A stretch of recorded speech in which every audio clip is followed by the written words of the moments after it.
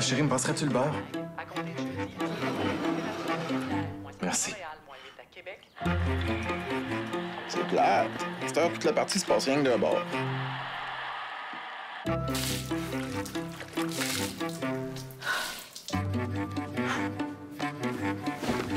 Oh, j'étais à mon cœur. Moi aussi, mon cœur. Avant vos travaux, vérifiez si votre entrepreneur a une licence de la Régie du bâtiment du Québec.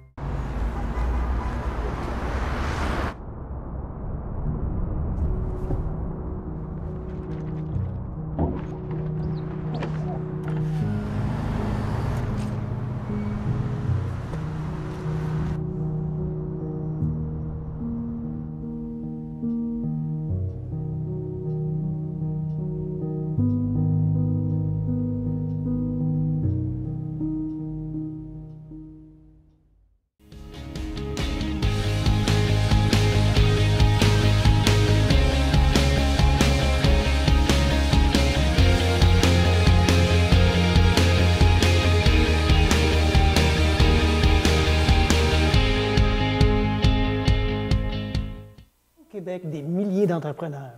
Ils sont un véritable moteur de l'économie et génèrent toutes sortes d'emplois dans toutes sortes de domaines. Je viens à la rencontre des entrepreneurs de notre région. Je veux savoir qui ils sont et comment ils font. Donc aujourd'hui, j'accueille Anne-Marie Béliveau, la propriétaire de Éléments RH. Bonjour et bienvenue. Bonjour, merci. Alors, c'est quoi Éléments RH? Qu'est-ce que vous faites? Ah, bonne question. Donc, en fait, je suis consultante en ressources humaines. J'aide les petites et moyennes entreprises ou même les OBNL également à bâtir leur département RH.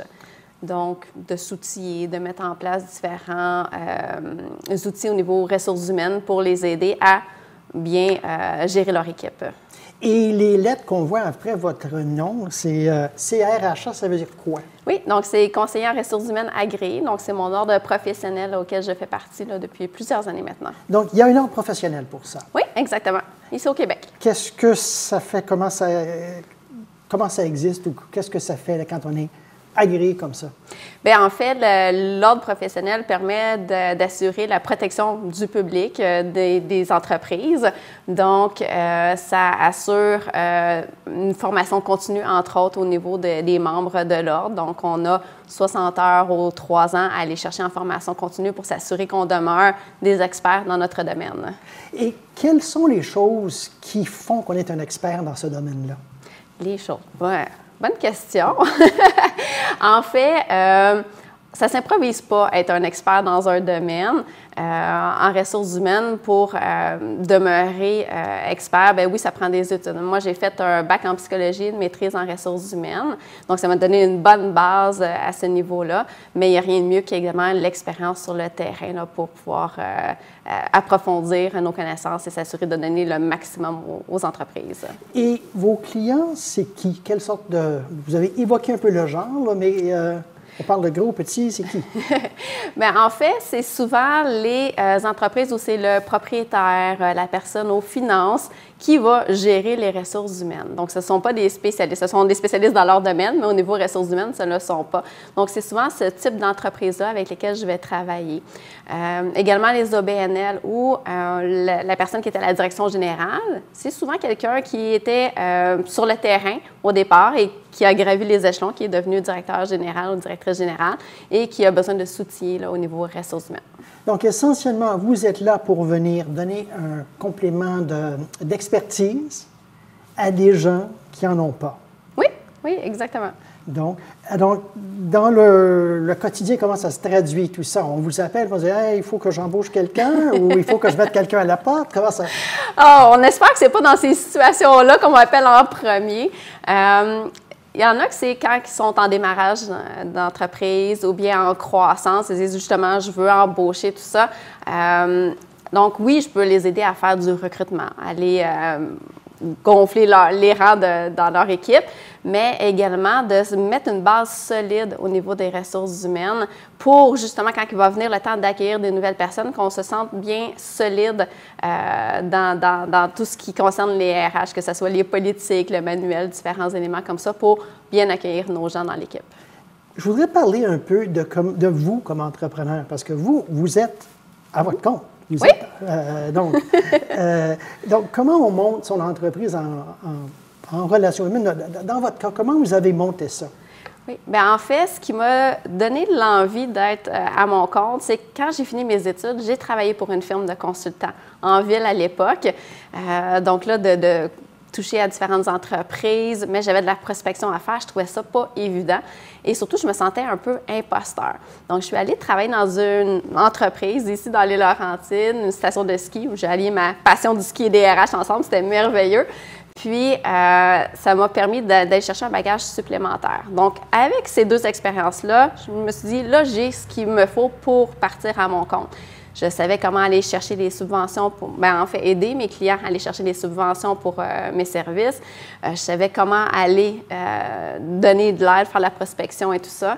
Je savais également que j'avais l'expertise, les connaissances pour pouvoir le faire parce qu'on ne s'improvise pas quand on part à notre compte. On a besoin d'avoir une base sur laquelle on peut s'appuyer pour que les gens aient confiance en nous, en nos services. Donc, je savais que j'avais cette base-là, puis j'avais des gens autour de moi qui me soutenaient aussi dans mes démarches. Puis comment on fait pour se faire connaître? Pour dire, voilà, c'est ce que je fais. C'est pas facile, mais il faut bien s'entourer. Moi, j'ai commencé par un groupe de mentorat qui était offert dans la région. Donc ça m'a permis de bâtir un réseau avec d'autres entrepreneurs qui n'étaient pas dans mon domaine, donc de voir leurs défis. Ça m'a permis de voir comment est-ce qu'on peut, selon nos domaines, aller chercher de la clientèle. Je fais partie des chambres de commerce, je fais partie d'un groupe de réseautage également. Donc, c'est différents éléments où on a besoin de se faire connaître. Mais après ça, oui, c'est sûr qu'il faut faire de la publicité, il faut appeler, ce qu'on les fameux cold calls qu'on appelle. C'est pas facile à faire, mais des fois, on a besoin de cogner une première fois à une porte pour montrer nos services. Donc, c'est toutes des démarches que j'ai faites. Mais est-ce que ça marche, un appel à froid comme ça? Ça en prend plusieurs pour que ça fonctionne. Donc, c'est pas ce que je privilégie, je dirais. Parce qu'on entend toujours, on entend souvent parler de ce principe-là, ouais. Un appel à froid, mais non, c'est peut-être pas la meilleure solution. Mais vous avez parlé aussi de réseautage. Donc, ça, est-ce que ça a donné beaucoup de dividendes pour vous en tant qu'entrepreneur, c'est ce réseautage-là? Oui, mais c'est surtout quand c'est du réseautage où on crée des liens avec les personnes avec lesquelles on réseaute, où on apprend à se connaître. Ça amène beaucoup parce qu'après ça, on établit un lien de confiance quand on apprend à se connaître mutuellement et ça nous permet de dire que ces personnes-là, c'était pas avec elles que je vais travailler, mais elles connaissent d'autres personnes qui vont m'amener de la clientèle éventuellement. Et ça, je pense que vous venez de mettre le doigt sur une clé du réseautage. C'est cette notion de c'est peut-être pas la personne qu'on rencontre, mais les gens dans l'entourage de cette personne-là. Oui, tout à fait. Puis ça apporte beaucoup. Puis c'est comme une toile d'araignée tranquillement qui se forme. Qui se tisse. Oui. Vous avez mentionné qu'il y a des subventions que les gens peuvent aller chercher pour essentiellement payer vos services. Oui. Parlez-moi de ça. Qu'est-ce qui existe? Oui, bien, c'est avec Service Québec. Il y a des subventions, tout dépendant des années, là, ça va entre, je dirais, 50 % et même j'ai des OBNL qui sont allés chercher 85 % de subventions sur mes honoraires. Donc, habituellement, comment est-ce que je procède? C'est que je vais bâtir une offre de service qui répond à leurs besoins et qui leur permettent de présenter à Service Québec pour qu'ils puissent faire leur demande. Donc, c'est les entreprises qui doivent faire la demande à Service Québec pour aller chercher les subventions.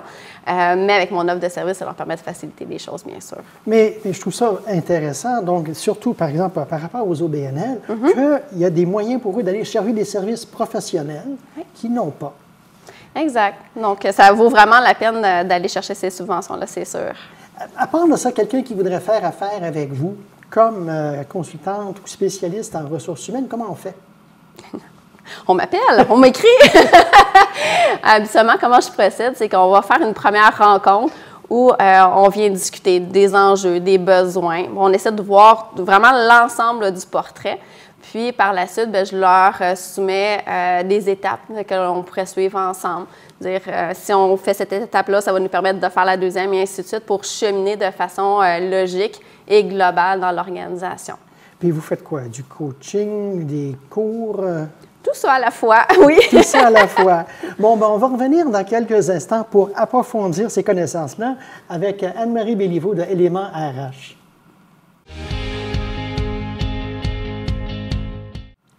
Nous voici de retour avec Anne-Marie Béliveau de Éléments RH. Donc, elle est spécialiste en ressources humaines et Elle est entrepreneur d'une part, et aussi elle aide des gens qui sont des entrepreneurs ou qui sont des propriétaires d'entreprises. Donc, re-bienvenue. Comment fait quelqu'un qui va aller chercher de l'aide? On a parlé un peu de choses que vous faites, comme du coaching ou des cours. Mais un peu, quelles sont les options pour quelqu'un qui voudrait chercher de l'aide en ressources humaines? Oui.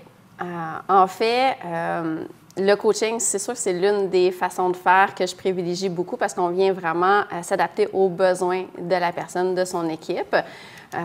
Donc, souvent, on va faire des sessions de coaching qui durent entre 1 et 3 heures, là, selon les besoins, où on va faire un plan, de dire c'est quoi les besoins, qu'est-ce qu'on a à travailler ensemble et de prendre des cas concrets pour venir s'ajuster puis de voir cette situation-là qu'on a déjà vécue, comment est-ce qu'on peut faire les choses autrement, se reprendre, d'y aller avec des hypothèses aussi, s'il se produit telle situation, qu'est-ce qu'on doit faire, et ainsi de suite.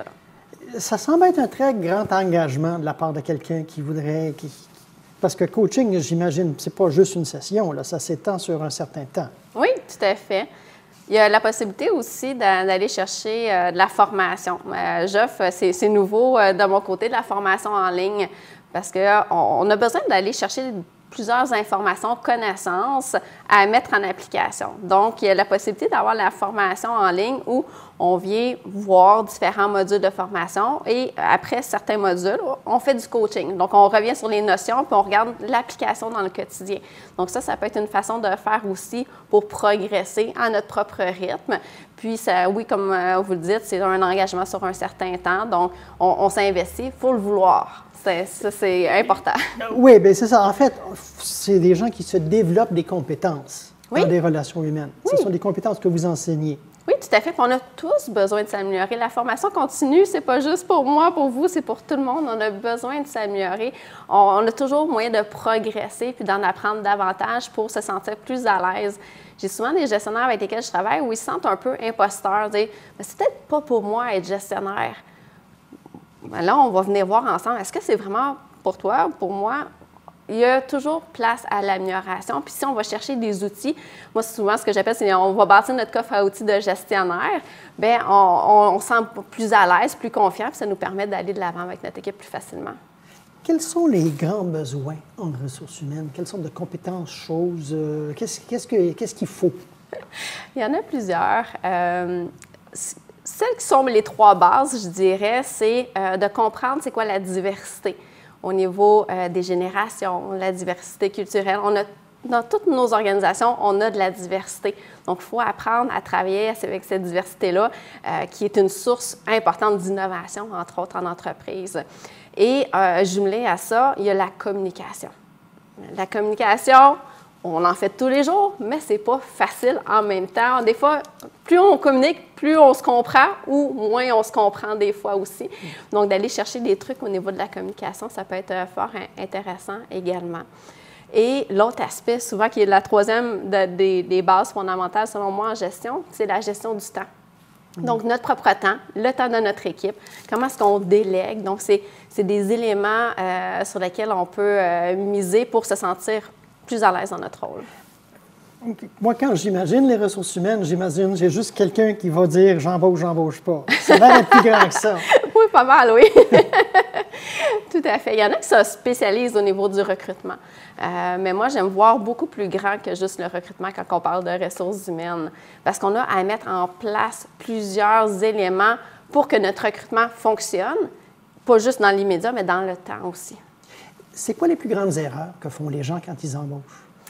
D'engager pour les savoirs. Ça, c'est une des plus grandes erreurs. Souvent, ce que je vais dire à mes clients, c'est qu'on engage pour les savoirs et on congédie pour le savoir-être. On oublie cet élément-là important. C'est quoi la différence? Est-ce que vous pouvez m'approfondir ça un peu? Oui.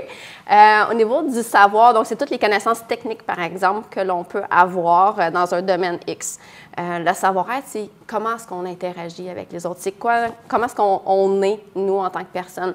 On peut penser au travail d'équipe, la communication, bien sûr, tout ce qui concerne la minutie, la rigueur, les relations interpersonnelles, ce sont tous des éléments de savoir-être.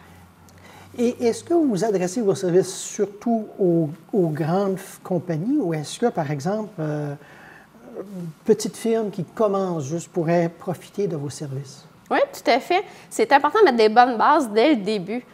Donc, quand on commence, qu'on sait qu'on va avoir à engager éventuellement, de réfléchir à qu'est-ce qu'on veut mettre en place, c'est une belle façon de faire. Ça nous évite de faire certaines erreurs qui sont parfois coûteuses à l'entreprise. Puis, on parle beaucoup d'embauche jusqu'à date, mais aussi, des fois, on doit mettre fin à une relation. C'est quoi les conseils ou les difficultés ou les façons de faire mieux dans ce domaine-là? Bien, je pense que le meilleur conseil que je peux donner, c'est de se dire que je traite avec un humain. Donc, la personne que je vais congédier, c'est un être humain qui a des besoins, qui a des attentes. Donc, de se soucier de cette personne-là. Donc, de s'assurer que quand je vais le faire, je le fais de la bonne façon pour moi, en tant que gestionnaire ou entreprise, mais pour la personne aussi que l'on congédie, pour s'assurer qu'elle finisse son expérience employée de la bonne façon avec nous. Si on laisse quelqu'un aller souvent, c'est parce qu'il y a des problèmes. Oui. Puis c'est important au préalable d'avoir essayé d'aider la personne à résoudre ces problèmes-là aussi. Donc, lui laisser des chances de s'améliorer. Donc, il faut le dire, la rétroaction devient très importante à ce moment-là. Dans tout ce que vous faites, qu'est-ce que vous trouvez le plus facile? Le plus facile? Ah, c'est bon. Je sais pas. Tout est... Pour moi, d'être en contact avec les gens, de leur permettre de s'améliorer, c'est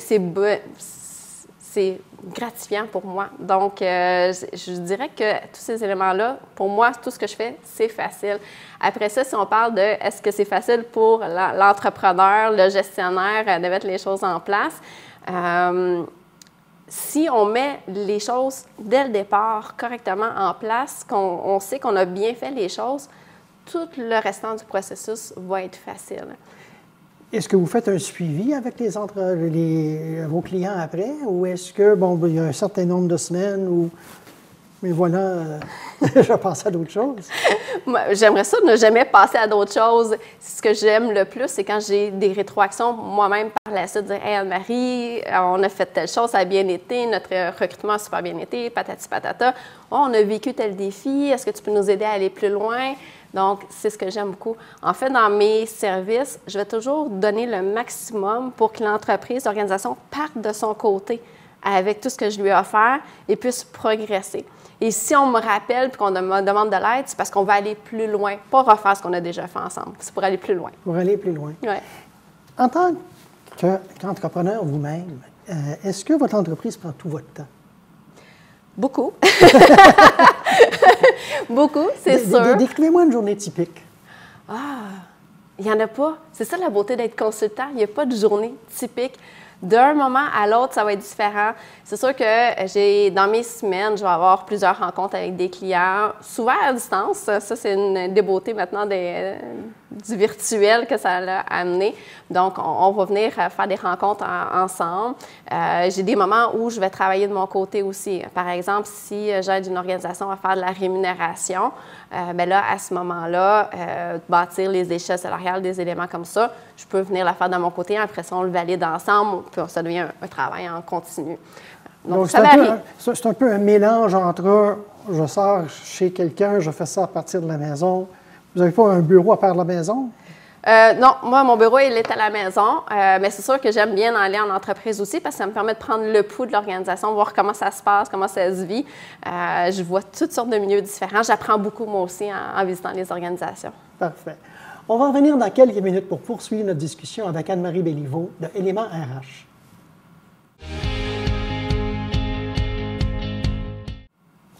Me voici de retour avec Anne-Marie Béliveau de Éléments RH. Nous parlons des éléments de ressources humaines qui peuvent affecter tous les employés et les employeurs de toutes les tailles. Et je voudrais aborder avec vous maintenant la question de comment on embauche, surtout pour la première fois. Parce que je pense que quand on est entrepreneur, on commence, on est souvent tout seul ou avec un associé, mais à un moment donné, on se dit, est-ce que c'est le temps d'embaucher quelqu'un? Comment est-ce qu'on sait qu'il faut embaucher? Quand on est prêt. En fait, si on n'est pas prêt à recevoir quelqu'un dans notre équipe, ça veut dire qu'on n'a peut-être pas mis en place ce qu'il nous faut pour bien l'accueillir, cette personne-là. Donc, il faut y aller en planification. Il faut se dire, tout d'abord, au niveau de ma structure, c'est quoi mon besoin? Donc, de revoir, d'élaborer une description de poste. Donc, c'est quoi les tâches, les responsabilités que je voudrais donner à la personne? Est-ce que ça remplit un horaire de travail? Donc, on vient statuer à ce niveau-là. Donc, si on sait que oui, j'ai du travail, j'ai de la possibilité et que je me sens prêt comme personne à accueillir quelqu'un dans mon équipe, bien oui, on peut commencer à planifier notre recrutement, ce qu'on appelle la fameuse dotation. Donc, on peut y aller de cette façon-là. Mais il faut prendre le temps de dire, c'est quoi ma structure, qu'est-ce que je veux mettre en place? Mais quand on fait ça pour la première fois, ça doit être vraiment épeurant au minimum.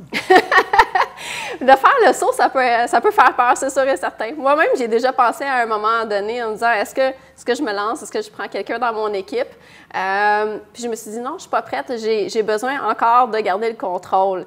Donc, est-ce que je serais capable de faire confiance à quelqu'un d'autre? Pour l'instant, je ne l'étais pas. Mais ça, c'est une des questions qu'on a à se poser aussi. Est-ce que je suis prêt à faire confiance à quelqu'un d'autre qui va prendre certaines responsabilités dans mon équipe?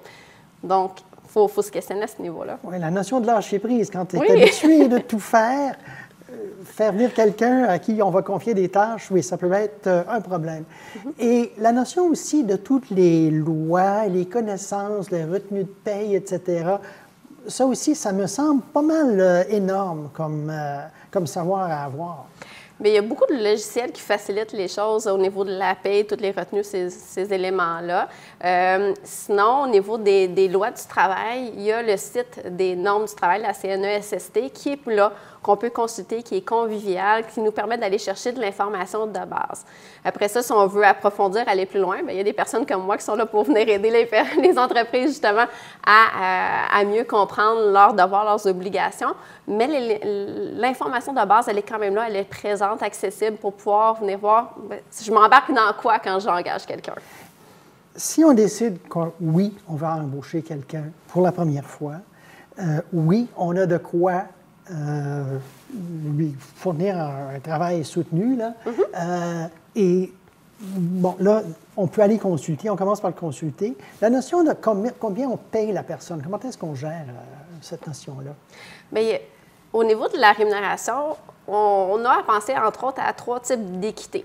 On a l'équité salariale au niveau de l'équité interne, dire avec les autres personnes, si on a déjà d'autres joueurs dans notre équipe, s'assurer de cette équité-là. On a l'équité externe, d'aller voir sur le marché du travail, ça ressemble à quoi la rémunération pour des postes similaires. Puis on a aussi l'équité homme-femme qui est dans la loi, ça, qui est une obligation qu'on doit suivre, donc de s'assurer que pour des postes similaires, à prédominance féminine ou masculine, est-ce qu'on y va avec des salaires qui sont comparables? Habituellement, ce que je propose aux entreprises, c'est de se doter d'une politique de rémunération où on vient statuer, c'est quoi nos objectifs derrière notre politique? Qu'est-ce que je veux mettre en place avec ma rémunération? Donc, une fois qu'on sait pourquoi est-ce qu'on veut donner un salaire, une rémunération globale qui n'inclut pas juste le salaire, mais les autres avantages aussi, mais là, on est capable de mettre en place un processus pour bien structurer, dire le salaire à l'embauche, c'est comment est-ce qu'on fait la progression de salaire, et ainsi de suite. Ah ben oui, j'avais oublié cette notion-là de progression de salaire, parce que c'est pas juste à l'embauche, il faut songer à ça aussi. Oui, tout à fait. Puis souvent, c'est que les entreprises vont mettre en place une échelle salariale, ils vont faire progresser les gens, mais ils oublient de faire progresser l'échelle salariale aussi. Donc, quand il arrive le temps d'engager une nouvelle personne, notre salaire à l'embauche, des fois, il n'est plus tellement réaliste avec le marché de l'emploi. Donc, il faut prendre le temps de s'assurer que d'année en année, nos échelles salariales, on les ajuste pour répondre à la réalité. Alors, voilà pourquoi il y a des experts comme vous pour rappeler les gens. En général, parce qu'on a parlé dans le passé de pénurie de main-d'œuvre, etc., mais en général, en ce moment, c'est quoi dans les ressources humaines les grands défis? Oui, c'est sûr que le recrutement va demeurer un défi, mais je dirais que le plus grand défi, c'est un défi qui a toujours été, c'est ce qu'on appelle l'accueil et l'intégration. Tantôt, j'ai parlé de dotation, qui est dans le fond tout le grand processus de recrutement. Donc, on a les affichages de postes à faire, notre recrutement en tant que tel. On vient sélectionner le ou la meilleure candidat pour le poste. Et ensuite, il y a tout l'accueil et l'intégration en emploi. Et c'est souvent un grand défi parce qu'on court après notre temps de recevoir la personne. On pense qu'elle a de l'expérience, donc on va être capable de s'adapter, je n'ai pas besoin de lui donner... Non, l'accueil, l'intégration est un processus souvent bâclé qui fait en sorte que la personne va se sentir à l'aise ou pas Donc, si on y va trop vite, elle ne se sentira pas à l'aise, elle ne se sent pas bien accueillie, il lui manque des informations, des connaissances. Des fois, c'est des outils qui lui manquent, elle n'ose pas venir parler parce qu'elle sent qu'on n'est pas là pour elle. Donc, c'est pas juste dire, cet accueil-là, c'est pas juste dire, voici ton bureau, voilà la toilette, voilà la salle de café. Bonne chance! donc, ça peut dire, par exemple, transmettre les valeurs de la compagnie. Oui. OK. Transmettre quoi d'autre? Bien, en fait, des fois, ça peut paraître anodin, mais on a souvent un langage qui est propre à l'organisation. Donc, des termes techniques qu'on utilise qui ne sont pas ailleurs, des acronymes, des fois, qui sont utilisés. Donc, ça peut être de l'information à donner à la personne. Aussi, quelqu'un qui est nouveau peut avoir peur de poser des questions. Dire, je vais avoir l'air de quoi si je demande comment faire ci ou cela. Dire que si on fait des rencontres régulières avec la personne, comment ça va? Comment ça se passe? Est-ce qu'il te manque quelque chose? As-tu besoin d'informations? Là, on ouvre la porte à la personne. Elle se sent plus à l'aise d'aller chercher ce qui lui manque pour bien faire son travail. Mais ça prend aussi le temps et la volonté de la part de la compagnie de faire ça. Vous avez dit que ce n'est pas évident. Oui. On court tous après notre temps, hein? Ça, c'est sûr. Mais oui, c'est quelque chose qui n'est pas facile. Mais il y a toujours moyen de bien s'outiller pour faciliter les choses, pour que ça soit plus rapide d'intégrer quelqu'un, qu'on sache vers où on s'enligne. En général, si vous aviez un gros conseil à donner à quelqu'un qui embauche pour la première fois, ce serait quoi? De miser, comme je parlais tantôt, sur le savoir-être. On a besoin de savoir à qui on s'adresse, comprendre la personne, ses expériences. Donc, quand on fait notre recrutement, de poser des questions qui sont axées sur le savoir-être et de laisser la personne parler. Donnez-moi des exemples de questions axées sur le savoir-être. Oui. Je vais donner un exemple de ce qu'il ne faut pas faire versus ce qu'il faudrait faire. Si dans le poste, le travail d'équipe est super important, est-ce que je pose la question à la personne, c'est quoi pour toi le travail d'équipe? Là, elle va me répondre ce que je veux bien entendre de théorie au niveau du travail d'équipe. Mais si je lui pose la question, est-ce que tu peux me parler d'une expérience de travail que tu as vécue ou tu as eu à travailler avec plusieurs personnes à la fois? Comment ça s'est passé? C'est quoi les défis que vous avez rencontrés? Mais là, à ce moment-là, on découvre l'univers de la personne. Ça nous en apprend davantage sur elle. Parfait. Bien, Anne-Marie Méliveau, merci beaucoup. Alors voilà, c'est la fin de cet épisode d'Entrepreneurs en action. Je m'appelle Daniel Drolet. Je vous invite à écouter les autres émissions dans cette série et à nous suivre sur les médias sociaux. À la prochaine!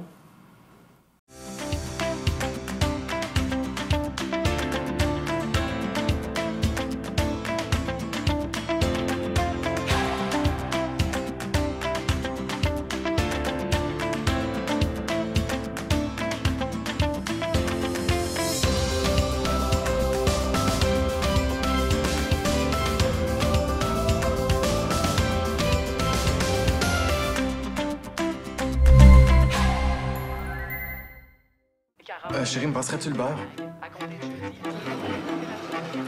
Merci. C'est plate. À cette heure, toute la partie se passe rien que d'un bord.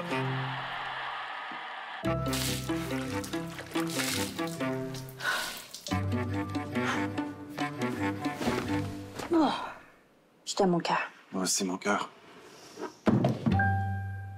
Avant vos travaux, vérifiez si votre entrepreneur a une licence de la Régie du bâtiment du Québec.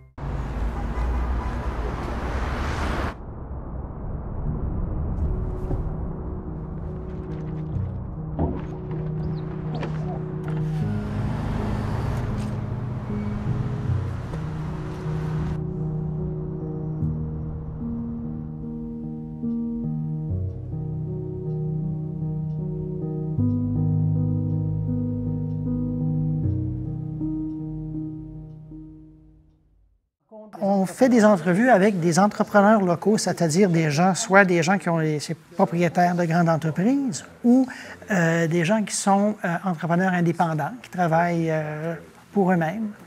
Ça peut être n'importe quoi, mais c'est un peu pour expliquer qu'il y a des dizaines, il y a des milliers d'entrepreneurs au Québec.